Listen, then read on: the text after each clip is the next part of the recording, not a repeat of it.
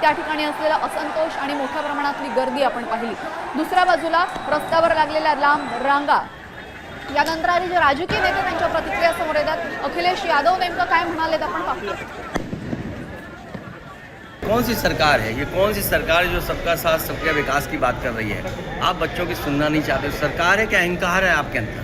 ये अहंकार बोल रहा है। आप विश्व गुरु बनना चाहते हैं, दुनिया में आप कह रहे हैं अमृत काल है, लेकिन आपके मंत्री आप नहीं हटा पा रहे हैं। पहला सवाल ये है कि नीट के बच्चों को न्याय मिले और यहाँ के जो बच्चे जो आए आंदोलनकारी उनके साथ व्यवहार अच्छा हो। ये जो आंसू गैस, लाठी, करंट या पत्थरबाजी ये पुलिस कर रही है, ये व्यवहार करेगी पुलिस? सोचिए।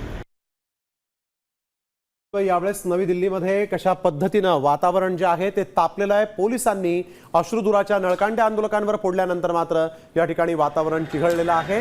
जंतर मंतरवर आपण बघतोय पोलिसांनी एकीकडे बंदोबस्त वाढवला होता, तरी देखील या ठिकाणी जथ्थेच्या जथ्थे या आंदोलक तरुणांचे या ठिकाणी येऊन पोहोचले होते।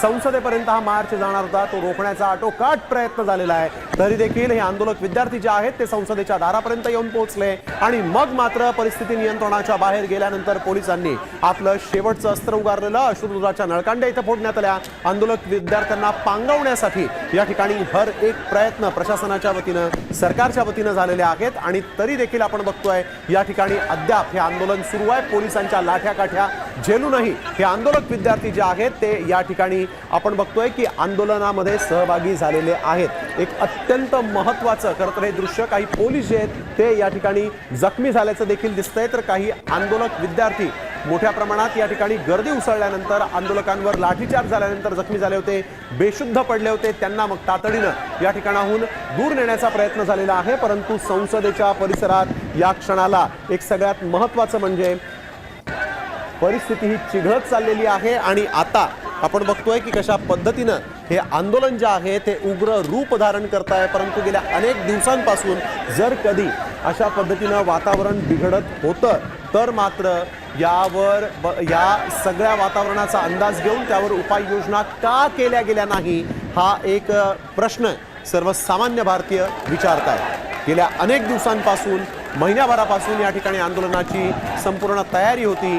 20 दिवस तर सोनम वांगचुक स्वतः या ठिकाणी आमरण उपोषण करत होते। 2 दिवसांपूर्वी त्यांना ज्या पद्धतीनं सरकारनं इथून उचलून नेलं, सफदरजंग रुग्णालयामध्ये त्यांना नेऊन ठेवलं, त्यानंतर मात्र 2 दिवस सरकारकडे होते। 20 तारखेला हा मोर्चा निघेल असं स्पष्ट असताना देखील या आंदोलकांसोबत चर्चा का झाली नाही, सोनम वांगचुक यांना समोर का आणलं गेलं नाही असे प्रश्न विचारून या आंदोलकांनी थेट आज संसदेच्या पावसाळी अधिवेशनाच्या पहिल्या दिवशी संसदेत जाऊन सत्ताधाऱ्यांना जाब विचारण्याचं ठरवलेलं असताना 2 दिवस ते 3 दिवस सरकारकडे असताना देखील या ठिकाणी कायदा सुव्यवस्थेचा प्रश्न उपस्थित होऊ शकतो हे लक्षात आलं का नाही असा प्रश्न या ठिकाणी सर्वसामान्य प्रत्येक भारतीय विचारतोय। आज या आंदोलक विद्यार्थ्यांवर लाठीचार्ज करून त्यांच्यावर अश्रुधुराच्या नळकांड्या फोडून काय नेमकं साध्य केलं गेलं हा प्रश्न आहे। आजपर्यंत मोदी सरकारमध्ये अनेक मंत्र्यांची गच्छंती झाली आहे, अनेक मंत्र्यांचे खाते बदल झालेले आहेत, तरी देखील धर्मेंद्र प्रधान यांच्यावर कारवाई का झाली नाही, त्यांचा राजीनामा का घेतला गेला नाही हा एक साधा प्रश्न उपस्थित होता।